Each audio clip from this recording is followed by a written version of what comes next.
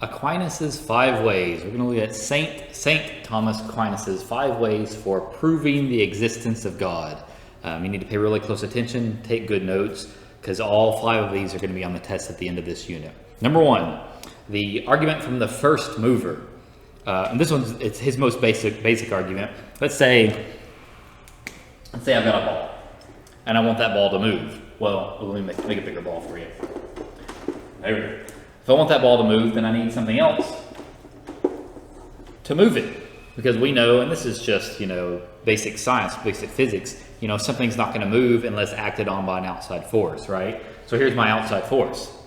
Well, now, how does this ball move? Well, I need another outside force, right?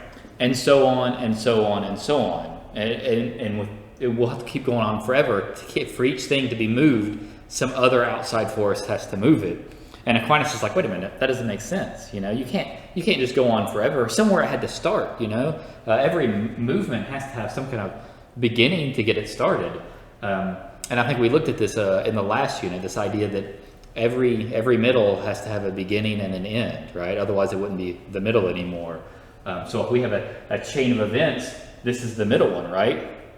Well, this isn't the beginning because something had to make that one move. So at some point, there had to be a beginning to the movement. So Aquinas said logically, something has to be what he calls the unmoved mover, a mover that has within itself the power, the agency to create movement in others without it being forced to move. And that unmoved mover is God. So there's one way. The first one, the argument of the first mover. The next one is the argument from causation. And it's kind of the same argument, except it's not about physics and motion in the universe. It's about just cause and effect, I have this event X causes this event Y. That's cause and effect, right? But we know in the world that every effect has a cause. So if you ignore Y for a second, how did X happen? Oh, well, something must have made X happen. So there must have been a W action event that caused X. Oh, well, what caused W? Oh, well, there must have been something over here. There had to be a V action that caused it, and it goes on and on and on. And he says, wait, we're going back to infinity again. If motion has to have a beginning somewhere, then cause and effect has to have a beginning somewhere. Because we end with that same logical argument. Every middle must have a beginning, because if it doesn't have a beginning, then there can't be a middle. X is the middle of this cause and effect chain, right? Which means there had to be a beginning. Well, X's beginning was W, W's beginning was V, V's beginning was something else. There has to be something that is the true beginning of all cause and effect. That one true action that makes everything else exist. Some being that has the ability to create action, to create a chain of events without, something creating it. And so that would be, again, God. The first 2 arguments, very basic, and we've seen a little bit of them before. Things get way more interesting in argument 3. Argument 3 is the argument from contingency. All right. So you might want to take a minute and look up the word contingent. What does it mean for something to be contingent? If something is contingent on something, then it relies on something else for its existence, right? So think about that. It's about whether something can exist independently or whether its existence is contingent upon other factors. So the easiest way, my favorite way to look at this one, is let's take the entire universe, all of existence, and divide it into 2 categories. You've done a T-chart before. Here we go. On the left side, let's do things that are contingent. Which means, and we'll put in parentheses into this, not necessary. And on the right side, we'll put things that are independent, which means they are necessary. All right. Contingent things, remember, can't exist unless there are other factors. The world can go on without the contingent things. They're not necessary. But these things, the world can't go on without them. All right. So I'm going to put myself on here. Where am I? Am I independent? Do I independently exist in this universe? Or do I need other things? Am I contingent upon other things to come into existence? Well, I wouldn't be here without my parents. I wouldn't be here without oxygen, without the earth. Like I'm very much contingent upon a lot of other factors. So here's me. Not necessarily the universe. If I never existed at all, would the universe still exist pretty much as it is? Yes. Let's go with bigger things like oxygen. Oxygen seems like a big thing. You wouldn't exist, none of us would exist, plants wouldn't exist, animals wouldn't exist without oxygen. But does the oxygen need anything else to exist? Well, yeah, without the earth, the oxygen wouldn't be here, right? So the oxygen is contingent upon all the planets around which that gas forms. So oxygen's not necessary. If we deleted, if the whole universe was a computer program and I just deleted all the oxygen from the universe, would the universe itself still exist? Yes. A lot of things would die off because of the lack of oxygen, but the universe itself would still be there. Okay, what about fire? Do we need fire? No. Delete all the fire, the universe itself still exists. There wouldn't be any stars in that universe, we would still have a universe, right? And you can go on, and I'm only doing one side of the T-chart, all right? So then you gotta think, is there anything that's actually necessary in this world? Any one individual thing? You could say there's collectives of things that are important. I don't know if you could say necessary, but is there any one individual thing that exists that has to exist, that doesn't rely on other things for its existence, that can exist independently on itself? No. So now we've got a problem. We've got a whole world where nothing actually, or a whole universe even, where nothing matters, nothing exists. So Aquinas' argument is that there has to be something. If these things are contingent upon other things for existing, there has to be some ultimate purpose in the universe that all the rest of it relies on. Something that is the one common factor. You know, if you put the universe on a timeline, we can go back far enough to when humans didn't exist. We can go back even further to when planets didn't exist.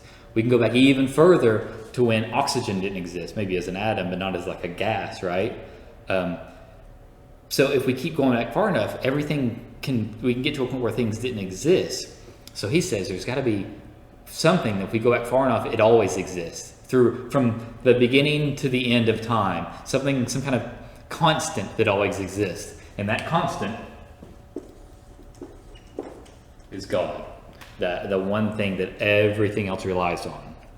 So that's an interesting argument, a logical way of proving the existence of God. And think about it, it's kind of a priori, isn't it? Right? It's really just about understanding how the world works, and we know that the world around us, every little piece of the world relies on something else. So there has to be a constant upon which everything relies ultimately. So it's a good argument for the existence of God. And then we get to argument number 4. I think this one might be my favorite. It screws with the students a lot. This is called the argument from degrees of excellence. And what Aquinas tries to claim is that everything in our universe can be put on a scale. From 0 to the max. We measure temperature on a scale. No temperature to max temperature. We measure height on a scale, length. We measure weight on a scale. And those are all physical things, and that's all well and good. But he said we also measure abstract things on a scale. We put goodness on a scale because some people are better than others, right? Some food tastes better than others. But you can put respect on a scale. Well, that was a little bit less respectful than you need to be, right? You could put perfection on a scale. You could put beauty on a scale. Some people are prettier than others, right? So these scales, they're not physical scales. I don't need a measuring tape for these scales. There's something very abstract about them. And what Aquinas argues is that every scale has to have an endpoint from which we measure. You know, I get out a ruler. I wish I had a ruler on me. There is that 0, and that's the endpoint, right? And we measure forward from there. So for abstract things, perfection, goodness, beauty, love, where's the endpoint? What are we measuring from? If every scale has to have an endpoint from which we measure, then all of those scales need to have endpoints too. and that's God. God would be the endpoint for the scale of goodness and the scale of love and the scale of perfection and righteousness and justice and humility and beauty. He is the endpoint, he or she is the endpoint from which we measure all of those things.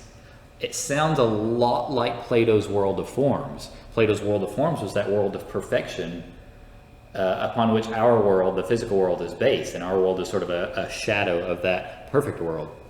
And Aquinas uses that. He just ties it specifically to the concept of a scale. But there's a huge flaw in the degrees of excellence. And I'm not going to say it because I want to see if you can think about it yourself. And then the last one you've seen before. In your text, it calls it the teleological argument, and it didn't get called that for like another 400 years after Aquinas came across it. For Aquinas, it really, and this is what you need to add in your notes, it's the argument from harmony. All right. The idea of harmony is that things get along. So Aquinas, he's out there in nature, he's looking around, and he's like, oh, wow, everything just sort of works. Everything seems so harmonious. You go hiking out in the woods, and there's the bees are pollinating the flowers, and there's all this purpose to this. The birds eat the seeds and the fruit, and that spreads the seeds for the trees out, which helps grow more trees. And all of nature has this cycle that all just works. The water runs downstream, the water cycle evaporates the water, brings rain, which grows more trees. Everything has a purpose. Everything out there in nature all just works together. The bees don't know that they're working for the flowers. They think they're working for themselves. And it all just harmoniously works. And so Aquinas said that all these things in nature seem to have purpose for this greater scheme. And things don't give themselves purpose. Not things in nature. The tree didn't intend to grow those seeds in that way to feed the birds. It just sort of harmoniously happened to work together. The water is not trying to roll downhill, but it is important that it does roll downhill because that creates the rivers that feed all the plants and everything. So all these things in nature that have their purpose, they didn't create the purpose themselves. So if we have all these non-intelligent things in existence that harmoniously work together, all these non-intelligent things that have purpose and design, then somewhere there has to be like this architect, this engineer that gave it that purpose, that design. And who is the engineer of nature? If there is a sentient engineer, then that would have to be God. And that's the argument for harmony. It was later on that it got compared to the whole watchmaker thing. If you find a watch in the woods, and the world is kind of like a watch because of the way it works, you wouldn't assume that it happened accidentally. That's the teleological argument. So there's a specific difference. A teleological argument, which we'll talk more about later, specifically refers to this idea of a machine. All right, whereas the argument from harmony, from Aquinas' point of view, it's just that nature appears harmonious, and things things that are harmonious, things that have purpose, had to get that purpose from somewhere, and that somewhere is God. All right, 5 ways to prove the existence of God. I want you to leave the video now and review your notes. Make sure you understand all 5 ways.